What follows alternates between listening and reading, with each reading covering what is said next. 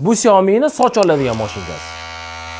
Bundan tashqari Xiaomi yuqori texnologik elektrokarlar va turli xil smartfonlar ham ishlab chiqarishni hamma biladi. Endi esa alohida smartfon uchun protsessor ham ishlab chiqargan. Bu Xiaomi 15s Pro smartfondagi X-Ring 01 protsessori. Smartfon 6100 mAh silikon karbon batareya bilan va 90 wattlik quvvatlash moslamasiga ega. 350 megapiksellik kamerasi, 32 megapiksellik oldi kamerasi, 673 dyuymli AMOLED displey va DCDMI, ya'ni pirillashlarni kamaytiradigan funksiyasiga ega bo'lgan smartfon. IP68 suv va chaynak himoyaga ega bo'lgan Xiaomi 15 Pro smartfoni haqiqiy Xitoyda ishlab chiqarilgan versiyasi hisoblanadi. X-Ring 01 protsessori Snapdragon 8 Gen 3 protsessoriga kuch jihati bilan teng keladi, lekin real holatda yangi protsessor va yangi proshivkalar bir-biriga mos kelishga sal vaqt kerak bo'ladi. Taxminimiz bo'yicha keyingi yil ishlab chiqarilgan protsessorlar yana ham tejamkor va yana ham kuchli bo'ladi.